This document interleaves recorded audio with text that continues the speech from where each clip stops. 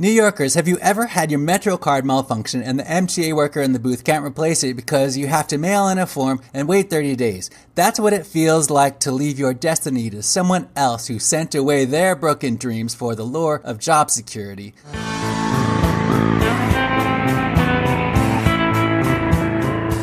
If you're lucky, they'll let you through the gate. There's nothing wrong with working for the MTA, so don't get me wrong. I am saying this to make a point, and I can see it now, the comments that I'll get for people that misunderstand what I'm saying. But the MTA person is good, okay? I am so glad that you are there behind that booth, even though you can't replace my little Metro card, but I won't lose sleep over it because at least you're there. You can let me through the gate, and I thank you for that, MTA worker. And I want that to be clear. Like, there's nothing wrong with working and driving a bus, because that is important. We need to get around, and thank you for doing that. Okay, thank you for making sure that the transportation system is up and running. That's one of the perks of being in the city in New York. And people get bent out of shape. I realize that people get bent out of shape when their convenience is disrupted. Okay, I'm no different, but I learned to look on the bright side and be thankful that I can actually get around, because when I'm not in New York City, when I'm in another place without the modern conveniences, things tend to feel slower and it's harder to get around. But that's the way life is. It's gonna be, there's gonna be some inconveniences, and that is the job of the entrepreneur, is to solve those problems. So it made me think back to the other day when this happened. It happened a couple times. I don't know if it's just me, but my Metro card will malfunction like every other one I get. I don't want it to be self-fulfilling prophecy, because there's such a thing as the reticular activating system in our brains that is responsible for the what's it called? The availability heuristic, the availability cascade, where you tend to notice things when they're on your mind. You tend to notice them more and more, which becomes self-fulfilling prophecy. So when you start to kind of focus on something, you tend to see it everywhere, and it tends to happen more. And then when you don't, when it's out of sight, out of mind, the point of this of this episode of the Fenden 2.0 enrichment audio experience is the mind. I am fascinated with the mind. Why am I fascinated with the mind? Here is what's going on with me, people. And this is why I do this crazy stuff, like make a podcast where just, you know, there's no commercials that I run that you know, it's not something that I get rich off of doing a podcast. I'm glad that I can make time to do this, but I do it intentionally because it's my responsibility to get, and it's your responsibility to get your views out in the world and to make a difference, because we just want to feel like we're making a difference when we're children. And you can see this in other small children, when they notice they can make a difference, when they can act in the world. When a child starts to develop and they realize that they can push something, they can move an object and they can make things happen. And it's amazing when you realize you can make things happen, and we continue to learn how to make things happen in our lives. And then we even put the blame on other people when things don't happen like we want them to. It's easy to blame other people for things not working out instead of blaming ourselves for when they don't work out.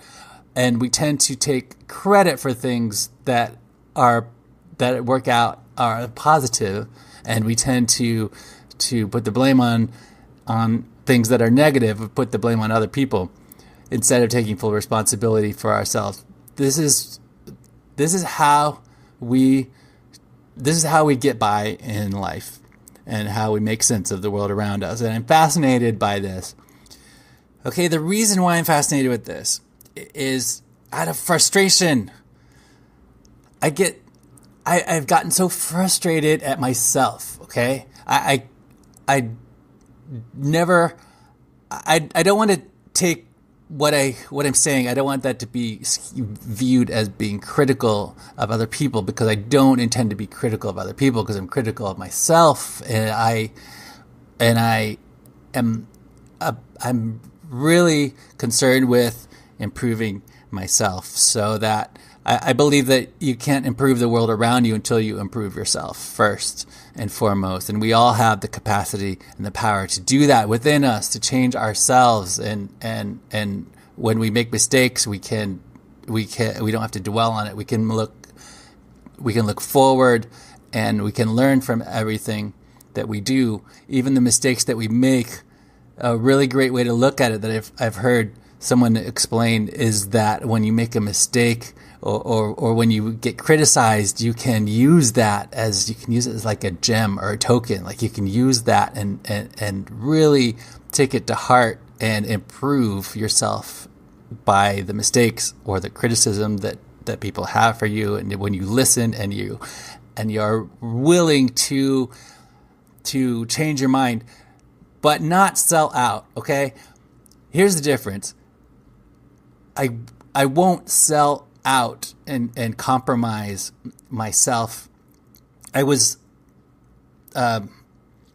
in a situation where I have a friend who's trying to help me with something really important, and I asked my friend, well, what do you think I should do? What do you think I would be good at doing in this capacity?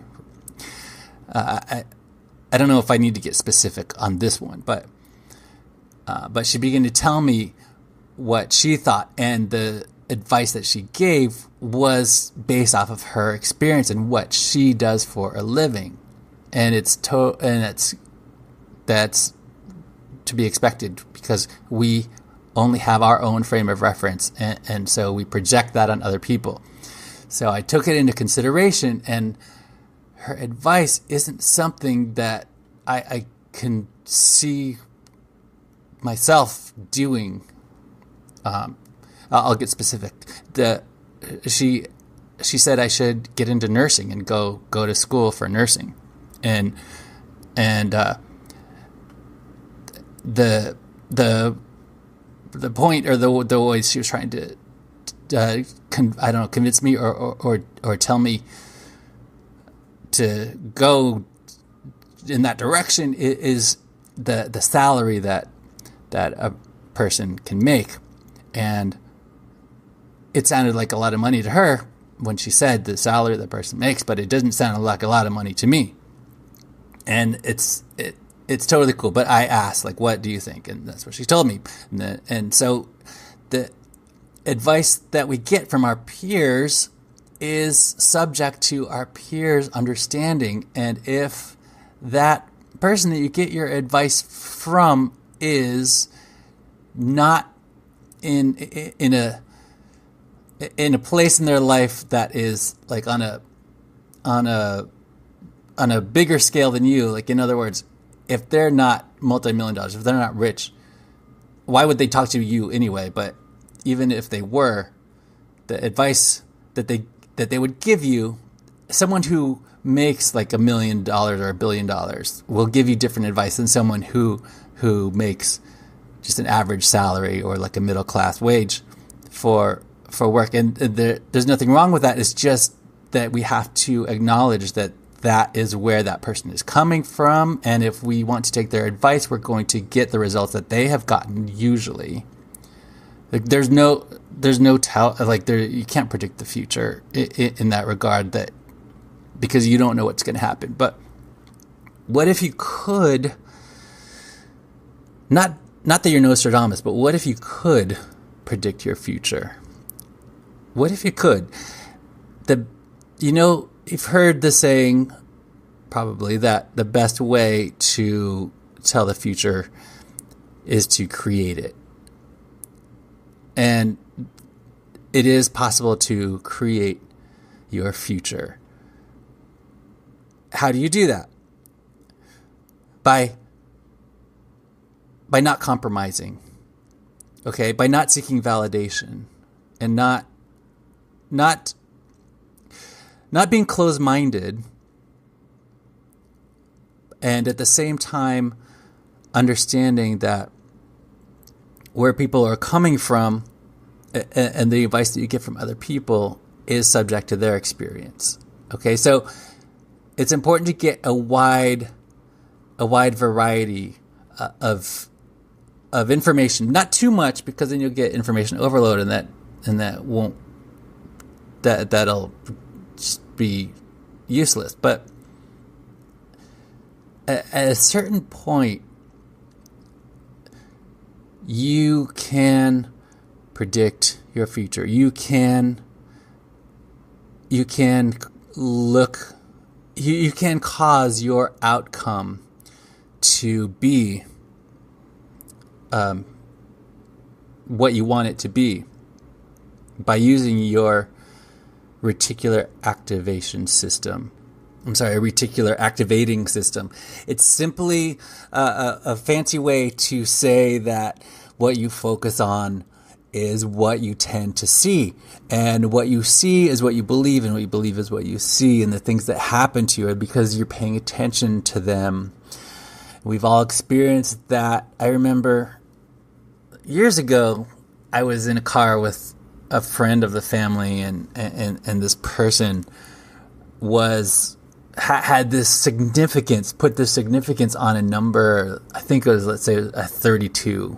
And this person was telling me the significance of this number in his life. And he's like, look, there it is on that license plate. Look, there it is again on that billboard. Look, there's number 32 on that thing on the highway. And he was seeing this number and giving it significance. Whether it had a significance, I don't know, but it did to him. And the fact of the matter is, we only, whatever power we give to something, that's what we hand over that power to that thing.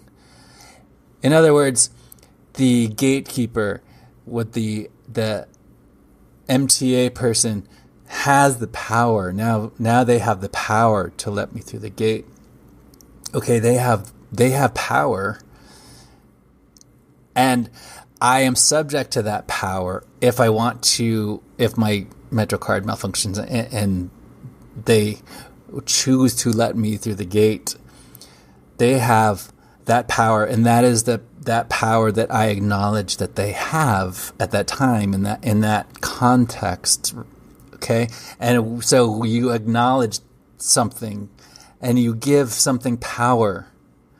But be careful of what you or who you give your power over to in your life, because you don't want to give your power over to the wrong thing or the wrong person. That your outcome will result in something that is less desirable than what you want. But when you are focused on something, and you are relentless, you don't give it up, you don't look to the right or to the left, but you stay focused on this one thing.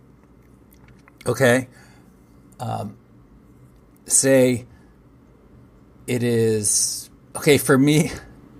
It's a yacht. People who are close to me know that I really want a yacht, and because when you have a yacht, you know you've done okay financially.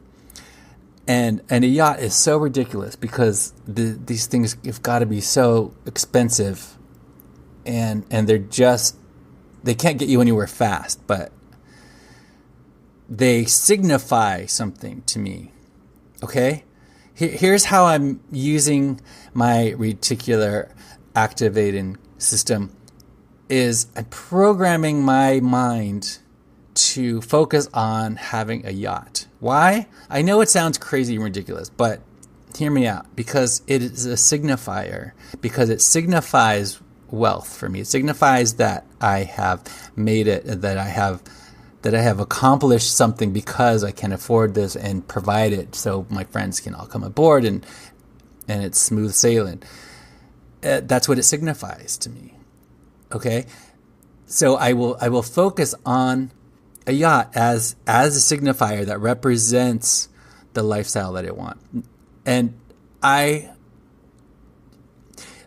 know that might sound materialistic, but anyone close to me knows I'm not materialistic. I care deeply for people. Almost to a fault. Like, I feel like maybe I care to a fault for people. Like, I should actually be focused more on money. But I don't want money to have power over me. I want to have power over money. Does that make sense? Who do you give power to in your life? When is it okay to give away your power to someone or something? If it isn't in an effort to serve people and to make the world a better place, I believe that at that point you can give your power to someone to make their life better, but not at the expense of feeling like a martyr or something. I think that's ridiculous to feel like you're Mother Teresa or to be a martyr. But you get what you give, okay? I don't care if that sounds woo-woo or law of attraction-y or whatever, but I really have come to be convinced that what I want to see happen in my life, I will make that happen for other people. I will do my best to make that happen for other people. Okay, and that's where that and then that comes out as caring, and caring for people is the most important thing, isn't it? Okay, people don't care really how much money you make or what you do or what you've built or what you're, I don't know, anything that you could do doesn't matter if you don't care for people, if they don't see that you care, if they don't sense that you care.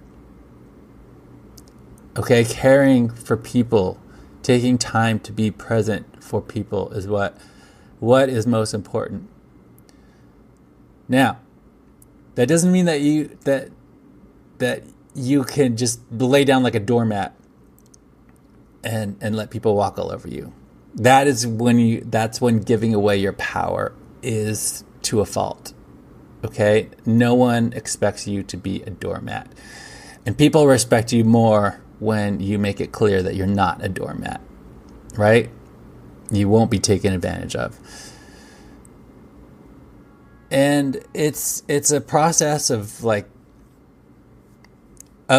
building your character. I'm at a point right now, maybe you can relate, where I feel like there are character flaws that I have that I don't want to waste time on my weaknesses, because I don't want to be strong at my weaknesses. In other words, like, I don't want to put too much attention on my weaknesses, because then I will just continue to be weaker. Do you understand what I'm saying? But recognizing that where I am, this current situation, and where I want to be, recognizing that if I can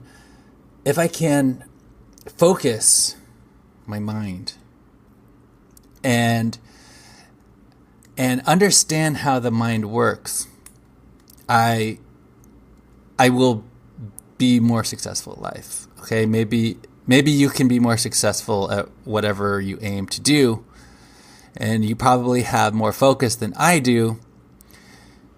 Okay, sometimes I feel like I have the focus of a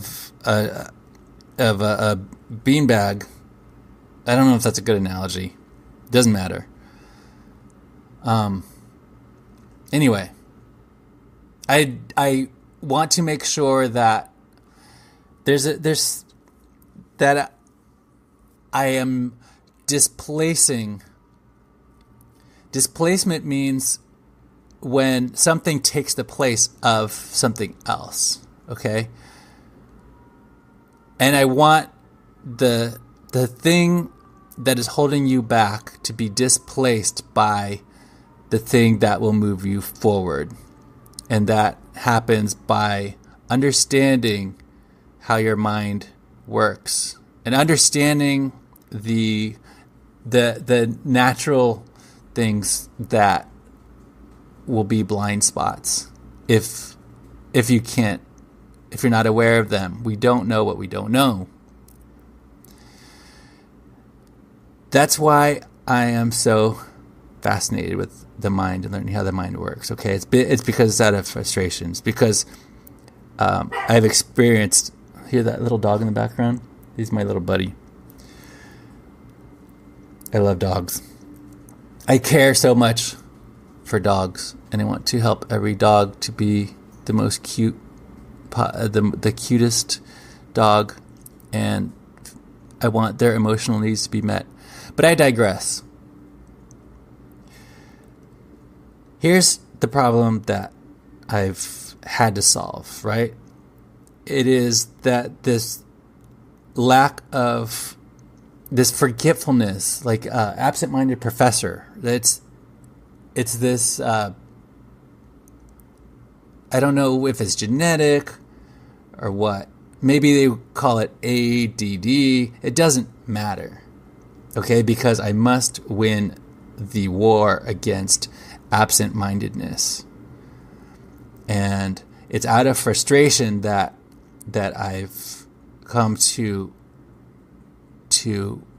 learn how to focus like a laser, so I can be the sucker who buys the yacht.